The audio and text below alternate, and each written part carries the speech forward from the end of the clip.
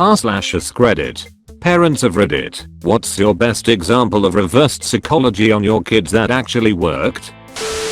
Split custody with my ex. When my son was around 10, he visited 2 weekends a month. I was waiting tables and didn't have a huge amount to spend, but he was so needy from divorce, and I'm not blaming him. It was ugly. He begged constantly for more when he was with me. Whatever more was, it didn't matter. He'd be eating ice cream cone and begging for teriyaki. I finally realized that he just felt empty, and getting more whatever from me wasn't filling him up.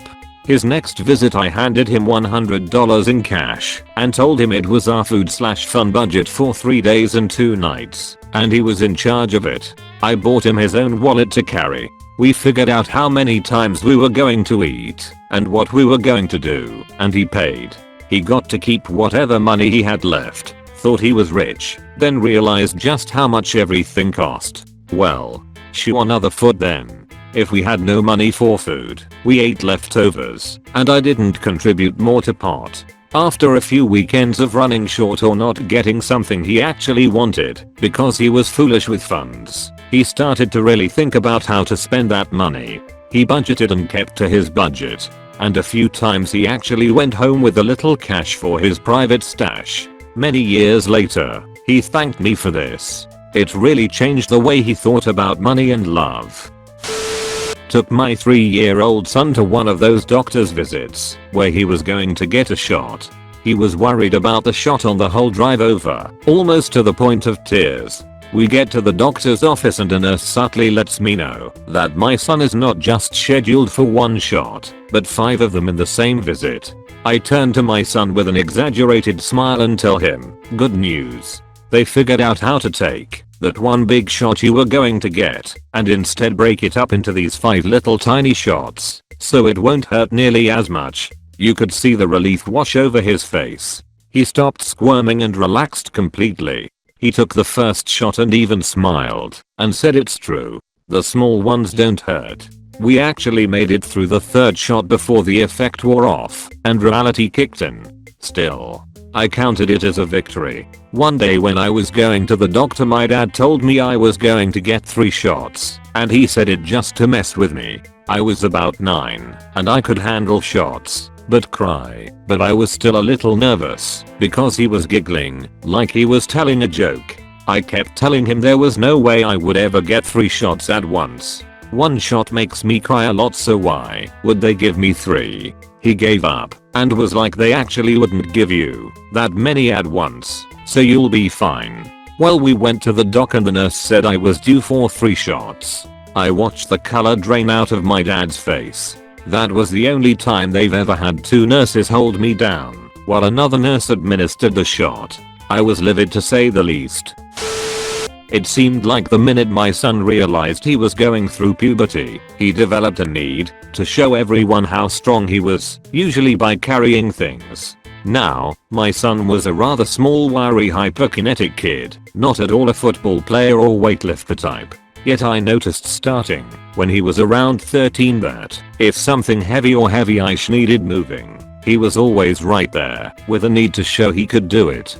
I took full advantage. I don't think I lifted anything heavier than my purse until he moved out. All I had to do was mention that I was going to put X in Y place, put the suitcases in the car for vacation, carry that gigantic load of laundry upstairs, etc., and pretend like it was too heavy for me, and he would appear as if summoned from the universe to do it for me. The reverse psychology aspect was my saying, oh my, that looks heavy, and him proving to me that no, it's not. I've always been raised to help where I could, so most of the time when I hear something that needs carrying, I do it. My mother has always struggled with her weight, which made it hard for her to walk around with anything remotely heavy, so I'd always help her. My grandmother, who, in all the time I've known her, has always weighed like 50 kilos, also had a problem lifting heavy stuff, so whenever I could help I did. It's always nice to be able to help,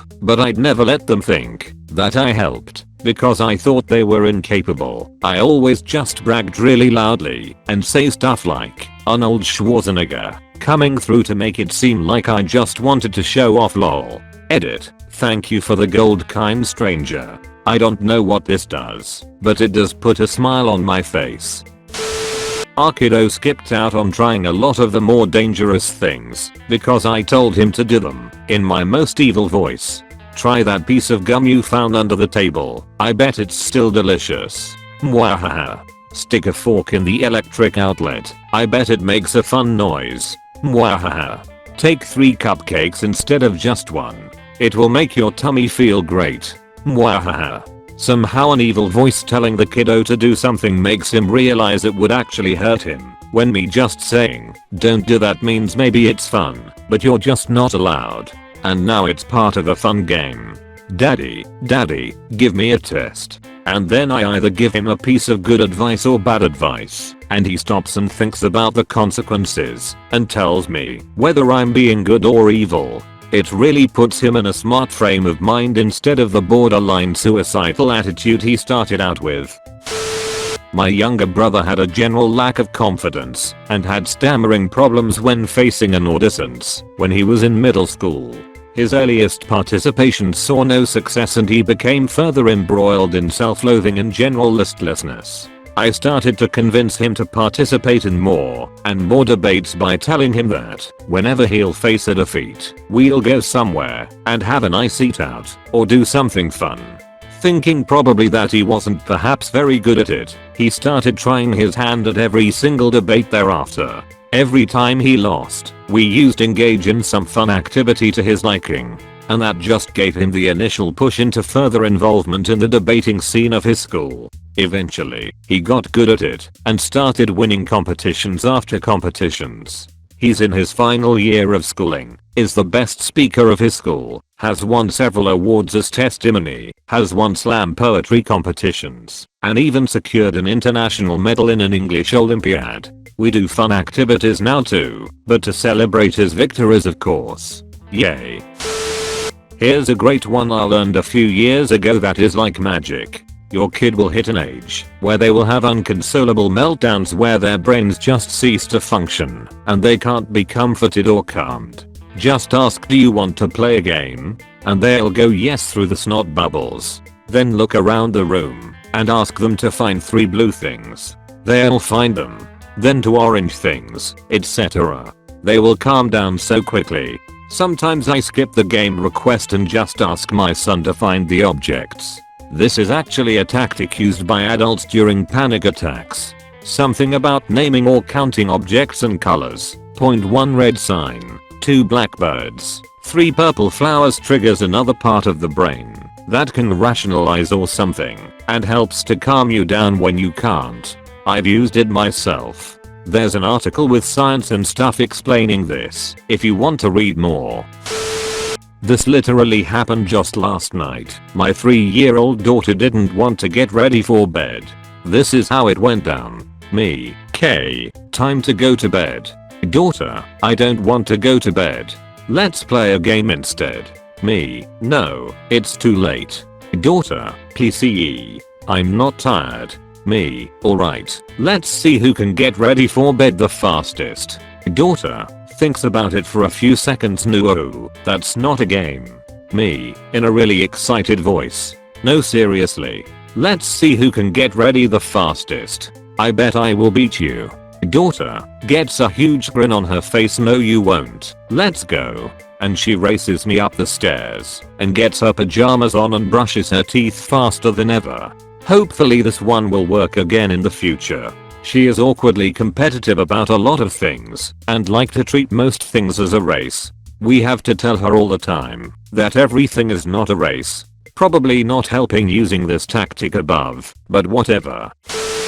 Actually comforting my daughter when she's acting a fool over not getting her way. I know a lot of people shit on this because whatever, but seriously, she still doesn't get what she wants and I don't rush to her.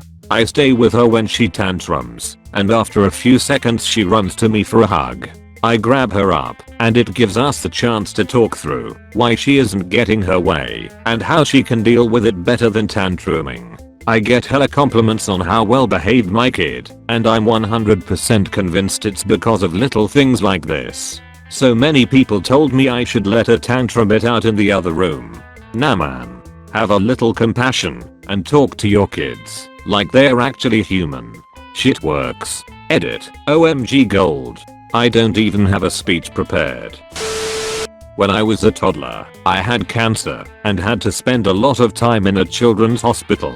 My floor was basically one big circle of windowed rooms on the outside with a big nurse's station in the middle, so they could keep an eye on everything. Getting up and walking was very important to my recovery, so my parents would encourage me to take a lap with them around the nurse's station. I was usually tired and also an uncooperative toddler, so I was less than enthusiastic about it. My parents would get me to walk with them about 3/4 of the way around the nurse's station, then ask if I wanted to turn around and go back to my room. Being a dumb kid, I always thankfully agreed. And that's how my parents used reverse psychology to get me to do 1.5 laps instead of just one. My daughter was struggling with some math homework in 2nd grade. I was trying to help her, but she was just getting frustrated and giving up without even trying. So I took her worksheet and said, "Let me see if I can figure this out." I looked at it for a few seconds, started to make some marks on the paper, then erased them, looked at the paper again, and then acted like I was frustrated too. But then I decided to one-up her frustration by putting my head down, fake crying, fake tears, the whole 9 yards. It was a performance for the ages. My daughter, being incredibly empathic, immediately said, "It's okay daddy. You're not stupid.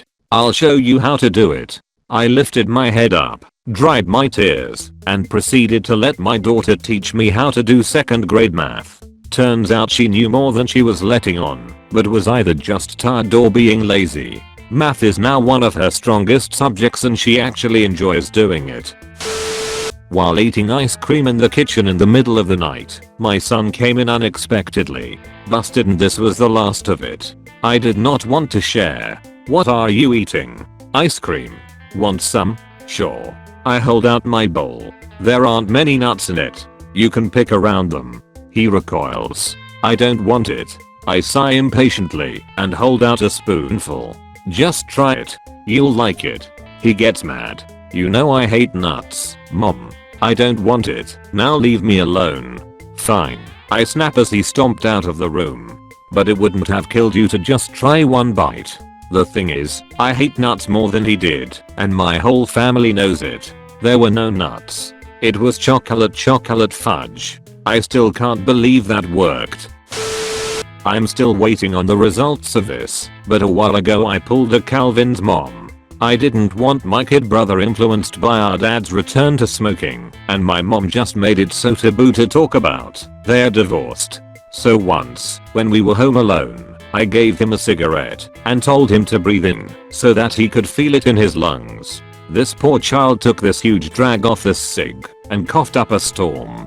He said he hated it and didn't know why dad would ever smoke. I also wanted him to try one of those tiny bottles of Absolute, but he just grimaced as he told me his friend stole some vodka from her parents and they gagged trying to even sip it. So I guess that resolved itself. My son, at 3, wanted to have a new toy car. Budget didn't allow for it as times were very tight. We had money for groceries only. That's when the crying started. He was my 3rd child, so I'm a hardened warrior of tantrums, whining and fake crying, so I got a few of his toy cars in the car, put them in his lap and said, "Okay, we need food, but you want a new car. So, we will buy you a new toy car, but we have to eat the old ones." Look of disbelief crossed his tear-streaked face. I don't wanna I countered with, "But it is a fair deal. You want a toy car we can't afford, and we have money for food, so we have to eat your old cars. It's fair. Hungry? Try this one." He wouldn't open his mouth. He said, "I don't wanna eat a car." I explained, "Sometimes you can't get what you want, but you will have other times when you can. We can have a nice dinner tonight, or eat cars now, and you can play with the new one. You decide." We had tacos for dinner as it's cheap, and he likes them. The old cars were just fine, he said after dinner. "Maybe for Christmas?" I'm a dad, so I said, "Maybe." When my two daughters were maybe 5 and 6, a neighbor told us that he had seen them pick up a still burning cigarette discarded by a passerby and each have a puff of it. We called them in and told them the police were coming because they'd had a report of children seen smoking and they were bringing a machine that you had to breathe into it and it could tell whether you'd been smoking or not. But we weren't worried because we knew they would never do such a thing. They were both glancing at each other and gradually started crying, and we really laid it on thick. Don't worry, we've told them you would never do anything like that, so nothing to worry about. After stringing it out for as long as possible, they finally cried it was US, to which we acted suitably shocked, of course, before phoning the police to cancel the man with the machine. DNB 25 years later, they both smoke, so that clearly didn't work. Was funny though. I have two. When my kids were little and we'd go to a store, they, like most kids, would always want to grab, hold, touch and handle all the things in the store that were reachable. Instead of telling them they weren't allowed to touch the items, I told them they could touch them with one finger. I said it in a very hushed, reverent voice like it was a super special treat. Their eyes got really big, they looked at the items, picking out which ones they wanted to touch, and then carefully and slowly reached out with just one finger and touched the item gently. We did this for their entire childhood. The shopkeepers loved it, and my kids learned to be gentle and careful with items in stores. The second one I used whenever I was a field trip mom during grade and middle school field trips with my son. The teachers would always give me the rowdier boys to manage/squirrel on these field trips. Right after we all got off the bus at the field trip site, all the other field trip parents would be admonishing their groups about how they needed to stay within their sight, stay close, etc. Not me, lol. I told my group of rowdies that it wasn't my job to keep track of them or watch them at all. Their eyes got huge. I told them it was their job to keep track of me and watch me, and then I turned around and walked off. They all kind of looked at each other for a moment, then hurried off after me. Of course I did watch them, but they never saw it. It worked every time. I was like Mama Duck with the ducklings all following me. All the other parents were scrambling to keep their groups from running amok. Lol. I still see some of those kids from time to time. They're in their mid-20s now, and they still comment on that. I never downplay it when my kid gets hurt. First of all, when they say, "My foot hurts," and you say, "No, it doesn't," you're being a bit of an ass, because how do you know? Secondly, it leads to them making a bigger deal, because a lot of time the issue is that they were afraid or startled and just need comfort. My trick is to keep about 4 different ice packs in the freezer. If my kid got hurt and was upset, I would pick her up and take her to the freezer, and then we would debate which ice pack she wanted to use. I would say, "Let me guess, the dog one. No, the frog," and so on. By the time we picked one, she was done crying. And if she wasn't, I knew it was a real injury. I never made a big fuss out of minor injury, but if she said she was hurt, I respected that.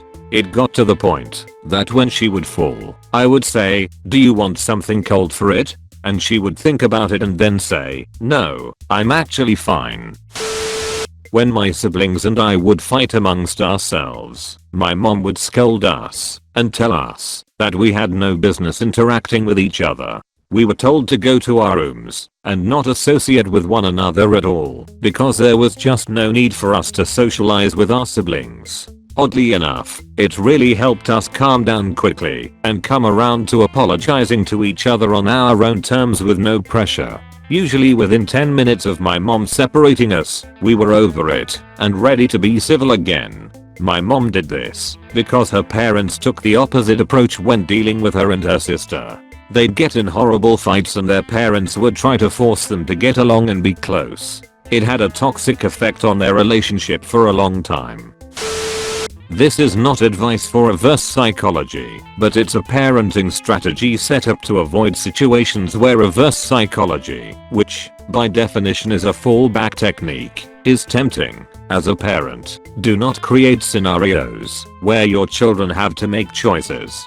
This may seem obvious, but it's not, because one of our stronger desires is to cultivate a sense of inherent responsibility and agency in our kids, and it can be harder than you think. For example, if your morning routine requires getting them up, dressed, fed, backpacks packed, lunches made, hair and teeth brushed, shoes and jacket on and out the door, you can avoid so many headaches with minimal effort by eliminating the need for decision making. Get school uniforms out the night before, make breakfast and have it on the table for them, make, or have them do it, lunches the night before, etc. It may seem like pandering to some parents, but it eliminates so much of the daily stress. It's absolutely worth it, especially when you add a reward system to incentivize kid participation or ownership of the things they are able or want to do. I don't know if this counts as reverse psychology, but here we go. My son is 4 and a picky eater. It's just a phase, I'm sure. As a parent though, I don't think he's ever eating enough. He's growing and gaining weight in a healthy way, so I know I'm just being paranoid. If we have tacos for dinner, he doesn't want taco meat on his taco. He likes cheese tacos, which are essentially quesadillas. But he doesn't like quesadillas. He likes cheese tacos. He also likes pizza. One fateful taco night, or thought occurred to me. What if I make him a quesadilla, but call it a cheese taco, and then tell him it's cut up like pizza? Is such a thing even possible? Could it all be so simple? Well, there was only one way to find out. So I told him I made him a cheese taco and cut it up like a pizza. I gave it to him, and he looked upon it with wonder and excitement. He picked up a piece and ate it. The whole thing, without any arguing or complaining. So now whenever we ask him what he wants on taco night, it's always cheese taco cut up like pizza. I used to convince my younger brother that he should fold laundry with me because it was like dancing. He would hold one end of a big blanket/sheet and I'd hold the other, and we dance with our arms out and end up folding it. Basically we folded it the same way two people fold a big blanket/sheet, but with large theatrical dance moves. Worked every time. I always managed to convince him to help me with my chores because they were fun. Another time, we had to clean the floor because when we were peeling potatoes we started throwing them at each other and had a potato peel war. It was great. When we cleaned the floor I put sponges on these wooden blocks we had and we skated around the floor to clean it. We always had the best times cleaning. Most of these probably happened when I was 10 and he was about 7. Not sure if it's reverse psychology, but here goes. My husband loves mushrooms, and I hate them. We try not to let our opinion of food/activities/etc show in our interactions with the kids, but sometimes I'll let something slip. In line at the grocery store, I was holding a disgusting carton of sliced mushrooms for my husband. Our 5-year-old, at the time, daughter asked what they were, and I said gross. My husband said no, they're delicious. Our daughter picked a hole into the plastic wrap to pluck a slice out, took a huge bite, and said gross. We also call broccoli little trees, and after the mushroom incident, sliced mushrooms are hats for little trees. She likes to eat broccoli with a slice of mushroom on top. Oh, just remembered. This may also sound horrifying to most people, but little kids always want to touch the red element on the stove for some reason. You tell them no, and they just keep trying until they eventually do and learn that inevitable lesson. My dad used extreme reverse psychology, and if a kid was trying to touch the stove, he would turn it on high until it glowed red and then grab your little hand and pull you towards it. Then he would hold your hand right above it so you could feel the heat. Needless to say, I never touched the stove, but the twist is, he would do this with anyone's kid. So you have this grown man dragging your child towards the red hot element on the stove. The kid is crying and screaming, and he is dragging them closer and closer. Anyway, none of those kids ever burned their hand on the stove. So as insane as this sounds, it actually worked quite well. When my two kids were younger, 5 to 10, I was a single mom on a very tight budget. Of course, being normal kids, they wanted every toy and video game ever advertised. I also had a huge problem keeping them occupied on weekends that wasn't in front of the TV without breaking the budget. If I came up with things to do on weekends, everyone was miserable while they trudged along behind me, whining and complaining. Created one morning when I was at the end of my rope and burst out with next time you get to do everything. Parent Day was born. On Saturday morning, one child would be the designated parent for the day. They got the budget money, usually $20, and decided who needed to do what that day. The parent decided what the day's entertainment would be. For instance, we could eat fast food for lunch and go to the park, or if we wanted to see a movie then someone would need to make sandwiches at home, and so on. Then the parent assigned the chores, like making sandwiches and cleaning the kitchen, that made things happen. The kids never complained about weekend stuff again. They would spend all week deciding what to do on Saturday. They would trade chores and favors so that one child could choose, even if it wasn't their day. They also thought it was pretty great that they got to assign mom's chores for the day. And mom got a whole day where she didn't have to make any decisions. No worries about getting everyone fed, getting them dressed, not spending too much money. Pure bliss.